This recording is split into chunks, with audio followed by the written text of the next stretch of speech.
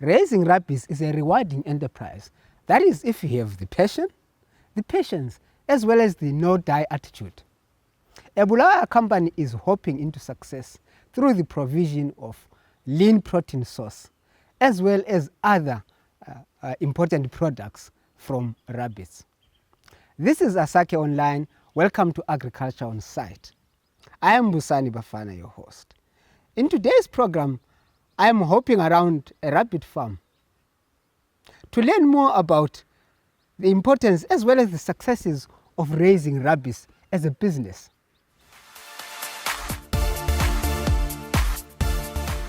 The economic side of really raising rabbits.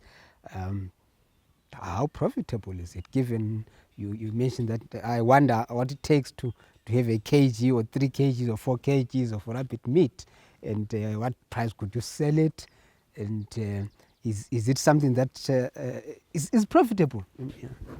There. Yeah.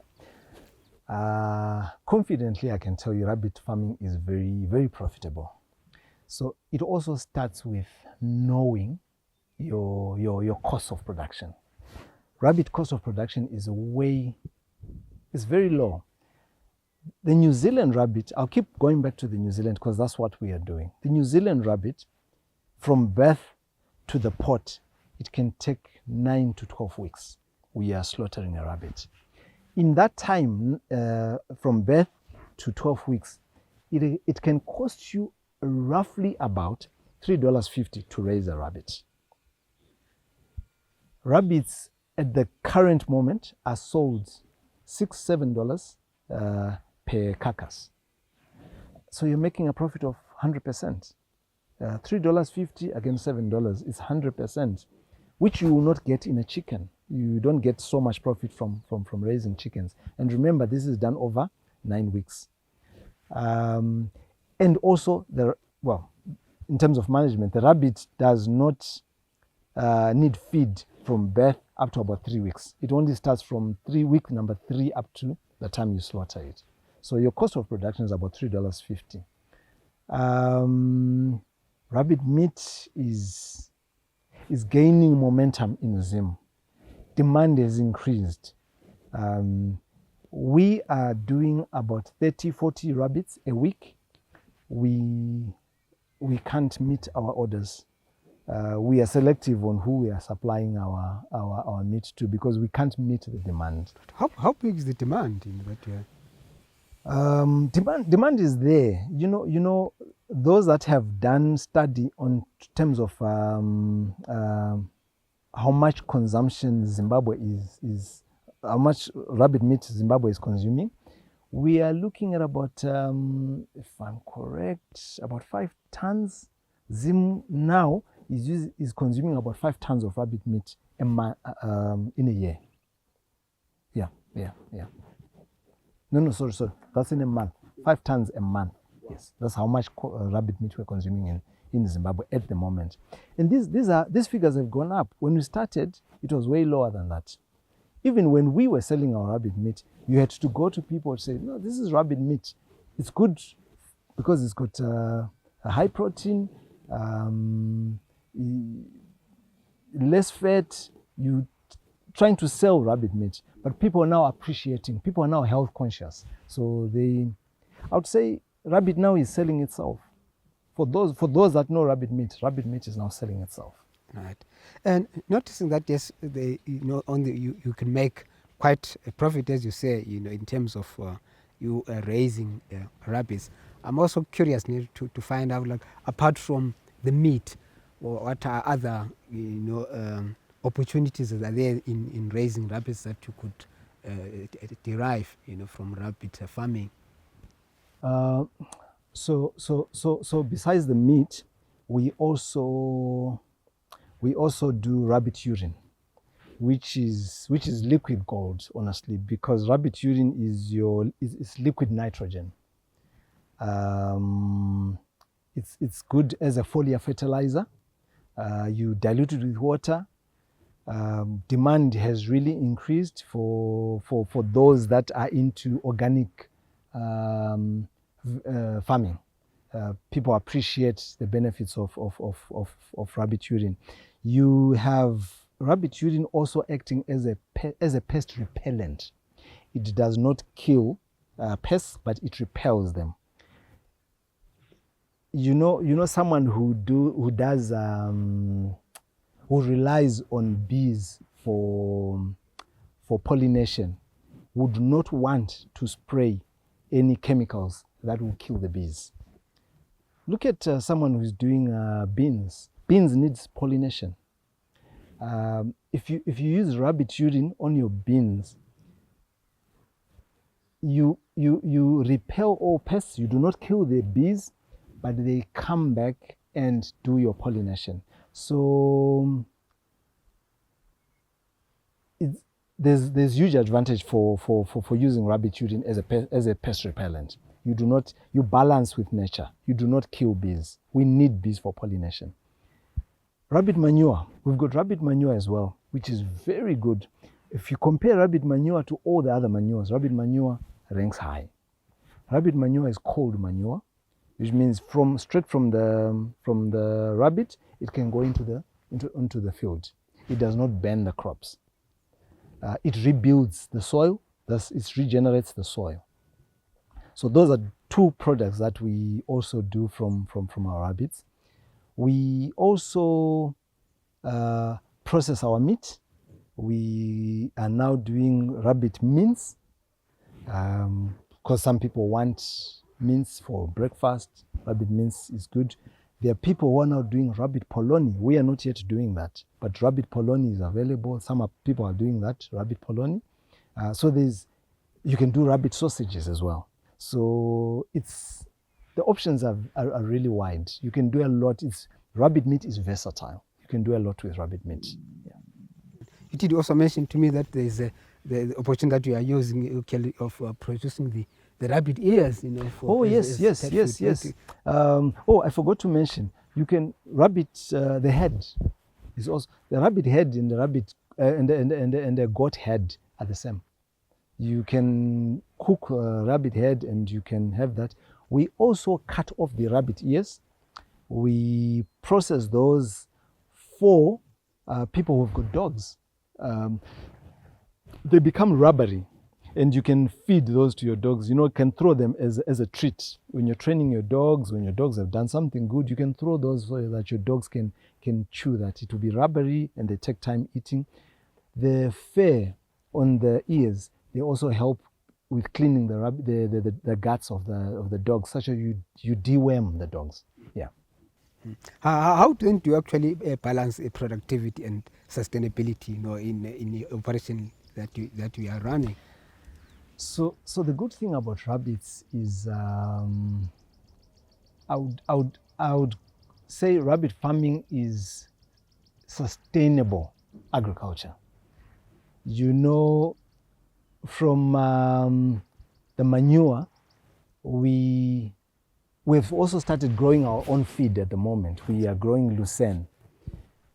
Our lucerne, we're feeding it with the rabbit manure, rabbit urine, and the lucerne comes back and we feed the rabbits. So all our grower rabbits, the ones that we are processing for meat, from weaning time, from 4 weeks onwards, they are fed on lucerne. And we've experimented with that, and they are growing up to 12 weeks on lucerne. They will take slightly more compared to when you use pellets, but it's a symbiotic relationship between the rabbit itself and the feed. So it balances. It really balances.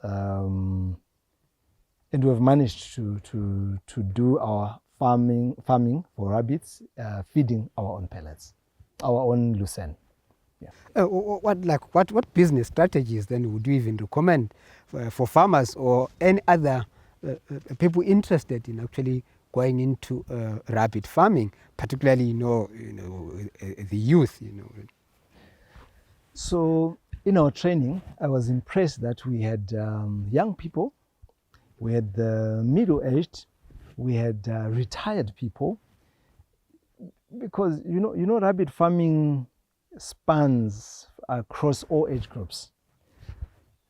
You can make a lot of money from rabbit farming as a young person, and you can specialize in rabbit farming. We do have quite a number of young people who are now have gone into rabbit farming, even here in Zimbabwe. Some are quite well known. In your old age, rabbit farming is not labor intensive. So it's something that you can do in your old age. As I retire, I can easily, one person can easily manage a 100-door rabbit unit. You have your cages done right, they are self-cleaning, so it's not labor intensive. Feeding rabbits is easy when you've got your feeders. You go in there once in the morning, you then, all the other time you're just going in there to monitor. You're just walking about and looking and seeing if the rabbits are okay. It's also very therapeutic. As you mature, as you get older, you realize that I spend most of my time in the rabbitry. I can be there doing nothing, but I can be in there, and I enjoy being in there. I look at the time I've spent, maybe I'm 2 hours, 3 hours, I'm inside there. What am I doing? Nothing. So if someone was to ask me, so what have you been doing in there? I was just looking. It's really therapeutic. You need to try it, Busani. So you'll enjoy it. Yeah, for you, the rabbits are not. They're not the pets. No, You know, not at but all. Are you producing any for others who come and buy them as pets? So the rabbit that we sell to someone who wants to come and buy a pet is the same rabbit that we would have eaten, that would have slaughtered and pegged for meat. But someone can choose to keep it. Yes, there are people who keep rabbits as pets, and these New Zealanders, they are calm rabbits. They are not aggressive at all, so they can be kept as pets. We have had people coming in to want to buy pets for their kids, but for us, this is meat. This is protein. This is packed protein. It's not a pet. Yeah. Great. So we do not give them names. They Wonderful. do not even have names. Right. In fact, there is also the great interest, for people to actually go into farming enterprises. Particularly, we have the people in the diaspora. What are the opportunities, for them to, in fact, go into, raising rabbits, and how do they go about it? We've had quite a number of calls from the diaspora. Busani. People want to venture into rabbit farming. We always advise that it's very lucrative, but you also need to come on the ground and appreciate what is happening. It's the same thing that we tell even people who are local in Zim, in Bulawayo, who want to go into rabbit farming. We invite them, come on the ground, see what you're doing, and appreciate the process. You avoid the mistakes that we made. It should be easier for you when you see someone who has failed. We have made mistakes in our venture. Some are so huge to a point you'd think we would have stopped. But you have to persevere, and for you to succeed, you have to persevere. You learn from your mistake. You take notes. And you always look back and say, what have we learned from this? What do we need to avoid from this? That is very important. So if someone visits me and wants to learn about rabbits, I'll tell them where I've made mistakes. We have lost rabbits. Last year, we lost over 100 rabbits in a month because we had our rabbits got infected by snuffles, which became conjunctivitis, which became a lot of things, and we lost a lot of rabbits. So coming on the ground is very important. You learn a lot. The diaspora, if they want to invest in rabbits, get on the ground, see, appreciate, and then you can invest. There's a lot that they can do, and they can copy what is happening in the developed countries. They can bring that technology here. Self-cleaning cages, monitored systems. A rabbit is farmed from January to December. That's the nice thing about rabbit farming. You can farm from January to December. All you do is create the conducive environment. A shed that you can control your environment is conducive for rabbits. So you can harvest from January to December. It's not seasonal. Like other animals, goats, they've got a period where they are very productive. Rabbits is January to December. So I would invite anyone who wants to do rabbit farming to come and visit us, go for it, learn from our mistakes. We do have breeding stock. I think that's another product that I forgot to mention. Besides the meat and all the other products, we also sell breeding stock. When we classify or when we pick a rabbit and say this is breeding stock, we go back to the records again. Who is the mother? Who is the father? Why do we want this mother to become a breeder? Fast growth, good mothering abilities, good body structure. You know, they've got meat. Because we're farming rabbits for meat, they should have more meat on their body. You know, rabbits are classified according to their shapes. New Zealand's are commercial. They've got a commercial body. The way their body is structured is such that the loin has got meat. You can actually see it, that there's more meat here. The other rabbits, like your cylindrical rabbits, they are more like sausage rabbits. They don't really have much meat. So the shape also helps you identify which ones are breeders. So we accurately, or we try and look at our rabbits to say who are the breeders. The bucks, the does, when we combine these two, who are the breeders? And then we choose breeding stock from those two.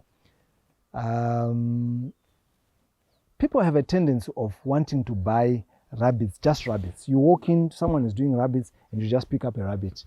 But you must have a history of that. You must know the lineage of that rabbit. Who are the parents? How do they look? Who are the grandparents? How do they look? That's how we select breeders, especially if you want to go commercial. Wonderful. Yeah. Perfect. And where are you connectable if anybody is interested to get more tips, to collaborate? We have got a website, kalulu.co.zw. We are on Twitter. We are on Facebook. We are on Instagram. People have reached us on all those platforms. For me, social media is just WhatsApp. But things have changed. Well, you've made a success of it. There you are. Yes. Rabbits are indeed rewarding.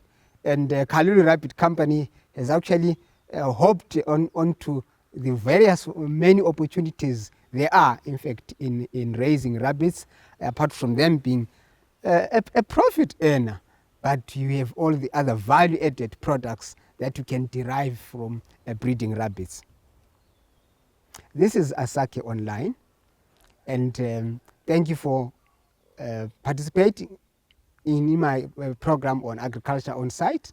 Remember to actually follow us on all social media platforms on Cite ZW.